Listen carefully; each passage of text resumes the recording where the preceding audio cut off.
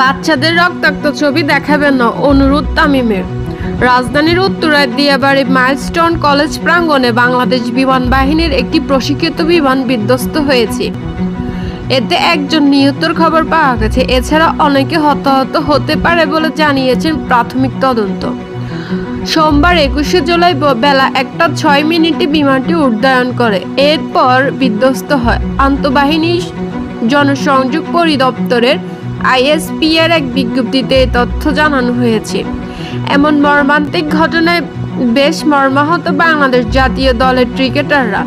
জাতীয় দলের সাবেক অধিনায়ক তামিম ইকবাল সামাজিক যোগাযোগ মাধ্যমে তার পোস্টে মাইলস্টোন কলেজের জন্য দোয়া চেয়েছেন। ও আরেকটি পোস্টে গণমাধ্যমের দৃষ্টি আকর্ষণ করে তামিম লিখেছেন, যা হয়েছে ও হচ্ছে সবকিছুই প্রচণ্ড বেদনাদায়ক। আমাদের হৃদয় ভেঙে যাচ্ছে, আমরা বিধ্বস্ত। আপাতত সংবাদকর্মীদের প্রতি বিশেষ অনুরোধ, বিশেষ করে টিভি ও ডিজিটাল মিডিয়ার কাছে অনুরোধ, আক্রান্ত বাচ্চাদের রক্তাক্ত আহত অবস্থার ছবি ভিডিও লাইভ করে দেখাবেন না। দেখালেও অন্তত ঝাপসা করে দেবেন দয়া করে। ওরা আমাদের বাচ্চা, ওদের জন্য আমাদের এটুকুই প্রার্থনা।